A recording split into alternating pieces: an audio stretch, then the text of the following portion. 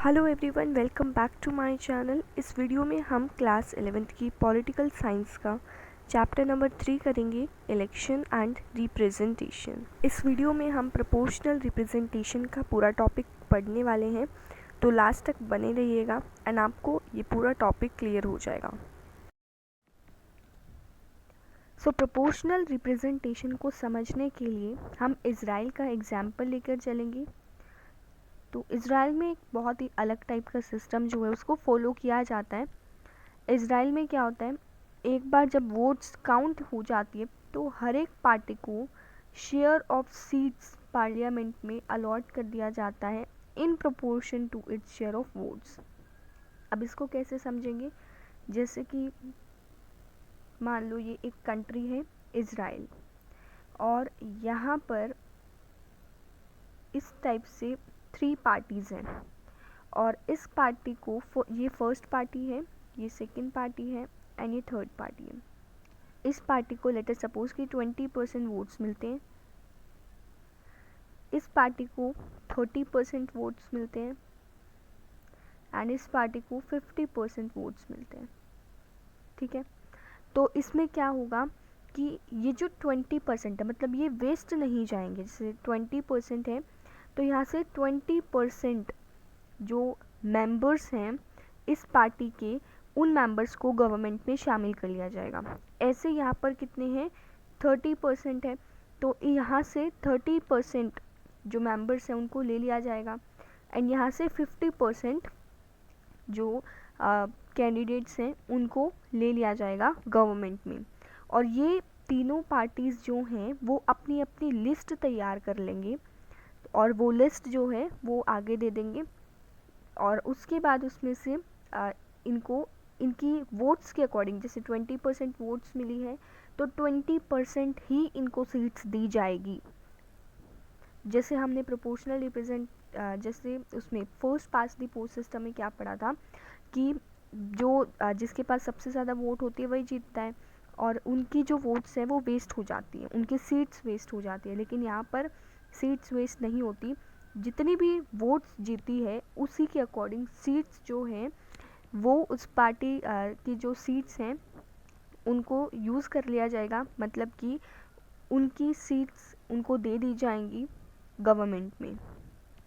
Each party fills its quota of seats by picking those many of its nominees from a preference list that has been declared before the election। ठीक है, अभी मैंने कहा था कि ये जो 3 पार्टीज़ हैं, तो ये तीनों पार्टीज़ अपनी अपनी एक एक लिस्ट तैयार कर लेंगे। उसमें क्या करेंगे, कैंडिडेट्स के नेम लिख देंगे कि किन किन कैंडिडेट्स को इनको देना है, मतलब गवर्नमेंट में शामिल करना है। और जैसे यहाँ से हमने देखा था कि 20%, ये यहाँ से जाएंगी 30% एंड यहाँ से जाएंगे 50% कैंडिडेट्स, 50% जो भी मेंबर्स हैं वो। इसी सिस्टम को हम क्या कहते हैं, प्रोपोर्शनल रिप्रेजेंटेशन का सिस्टम कहते हैं। इस सिस्टम में पार्टी को सेम प्रोपोर्शन ऑफ सीट्स मिलता है जितनी उनकी वोट्स की प्रोपोर्शन होती है।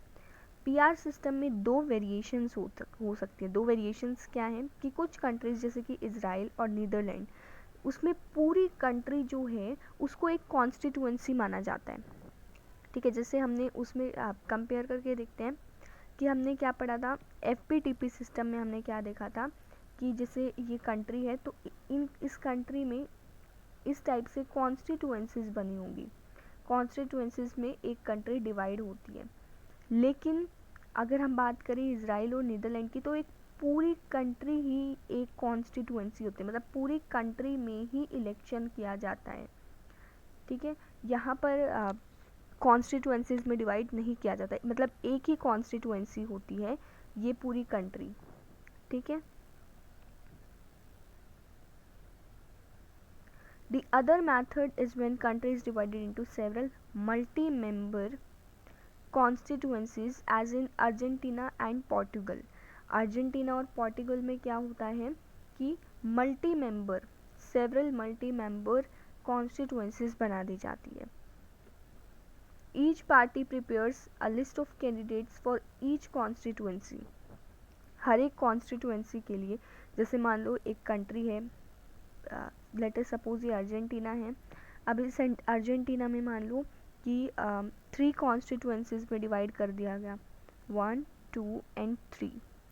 अब यहाँ पर क्या होगा कि इनके इलेक्शंस होंगे, ठीक है। इलेक्शंस होने के बाद हर एक कॉन्स्टिट्यूएंसी में, जैसे मान लो यहाँ पे बोल दिया जाएगा कि यहाँ से 10% जो है, यहाँ से 10% मेंबर्स आएंगे, यहाँ से 20% मेंबर्स आएंगे, ऐसे यहाँ पर बोला जाता है और फिर जो है इलेक्शन किया जाता है।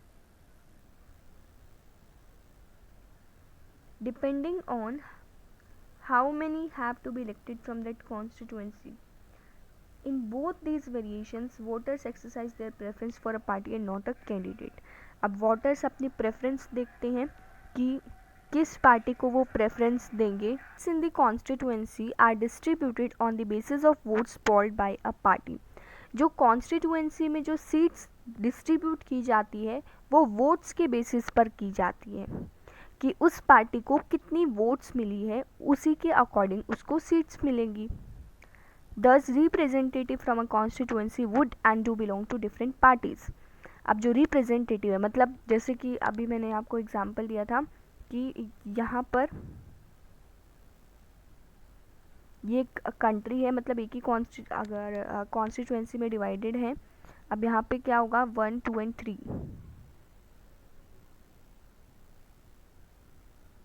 ठीक है। तो यहाँ पर क्या है कि representative from a constituency would and do belong to different parties. अब मैंने कहा था कि यहाँ से 20% ले ली गई, मान लो यहाँ पे 10% ले ली गई, यहाँ से 70% ले ली गई। तो ये ये जो प्रोपोर्शन है ये डिफरेंट पार्टी से बिलोंग कर रहा है। मतलब यहाँ से 20% है, यहाँ से 10% है, 70% है, तो अलग अलग पार्टी हो गई। इट मीन्स कॉलिशन गवर्नमेंट हो गई। तो यहाँ से इस टाइप से डिफरेंट पार्टीज से मेंबर्स को चूज़ किया जाता है। इंडिया में हमने पीआर सिस्टम जो है उसे लिमिटेड स्केल पर अडॉप्ट किया है। मतलब ज़्यादातर पीआर सिस्टम नहीं है इंडिया में, लेकिन कुछ जैसे इजराइल और नीदरलैंड छोटी कंट्रीज़ थी तो वहाँ पर पीआर सिस्टम को फॉलो किया जाता है। तो यहाँ पर हमारी इंडिया तो बहुत बड़ी कंट्री है, तो यहाँ पर तो पीआर सिस्टम फॉलो करना एक तरह से पॉसिबल नहीं है। तो यहाँ पर कहीं कहीं पर कुछ स्केल्स पर, लिमिटेड स्केल्स पर पीआर सिस्टम को यूज़ किया जाता है। Constitution prescribes third and complex variation of PR system for the election of president, vice president and election for to the Rajya Sabha and Vidhan Parishad. President के इलेक्शन के लिए, vice president, Rajya Sabha and Vidhan Sabha, तो इन सभी के लिए पीआर सिस्टम को यूज़ किया जाता है। अब यहाँ पे हमें डिफरेंस दे दिया गया है, कंपैरिजन दे दिया गया है, comparison between FPTP and PR system of election, जो कि काफ़ी बार एग्जाम में भी पूछ लिया जाता है। अब इसमें देखो एफपीटीपी सबको क्लियर है, first pass the post system. PR system मतलब प्रोपोर्शनल रिप्रेजेंटेशन का सिस्टम। कंट्री जो है वो बहुत सारी कॉन्स्टिट्यूएंसीज में डिवाइडेड होती हैं, लेकिन यहाँ पर जो है पूरी कंट्री को एक ही कॉन्स्टिट्यूएंसी माना जाता है। Each every constituency elects one representative, हर एक कॉन्स्टिट्यूएंसी में से एक एक रिप्रेजेंटेटिव को इलेक्ट किया जाता है। यहाँ पर एक से ज़्यादा रिप्रेजेंटेटिव को इलेक्ट किया जा सकता है एक कॉन्स्टिट्यूएंसी से। Voter votes for candidate, voters candidates के लिए वोट करते हैं, वोटर्स यहाँ पर वो पार्टी के लिए वोट करते हैं, ठीक है। जैसे हमने यहाँ पर बात की थी, मान लो 3 कैंडिडेट्स खड़े, तो वोटर्स क्या करेंगे, इन 3 कैंडिडेट्स में से चूज़ करेंगे। इन तीनों कैंडिडेट्स में से जिसको भी वो चूज़ करना चाहेंगे उसको चूज़ करेंगे। यहाँ पे हमने किसकी बात की कि 1, 2, 3 ये 3 पार्टीज़ हैं। यहाँ पर हमने पार्टीज़ की बात की, उन पार्टीज़ में से मेंबर्स को चूज़ किया जाता है। A party may get more seats than votes in the legislature, एक पार्टी को वोट से ज़्यादा सीट्स मिल सकती हैं, ठीक है। Every party get seats in legislature in the proportion to percentage of votes, जितनी वोट्स होंगी उतनी ही सीट्स मिलेंगी। Candidate who wins election may not get majority 50% plus 1 votes. अब यहाँ पर क्या होता है कि ज़रूरी नहीं है कि कैंडिडेट 50% से ऊपर की वोट्स लेकर आए। ज़रूरी नहीं होता, जिसके पास ज़्यादा होती है वही जीत जाता है। लेकिन यहाँ पर मेजॉरिटी ऑफ वोट्स लाना ज़रूरी होता है, मतलब अगर 100 में से देख रहे हैं तो 51 इसकी मेजॉरिटी हो गई, तो 51% तो लाना ही लाना है। यहाँ के एग्जाम्पल्स यूके एंड इंडिया, जो कि बहुत वास्ट कंट्रीज़ है, बड़ी कंट्रीज़ है। यहाँ के एग्जाम्पल्स है इज़राइल एंड नीदरलैंड, जो कि काफ़ी छोटी कंट्रीज़ हैं।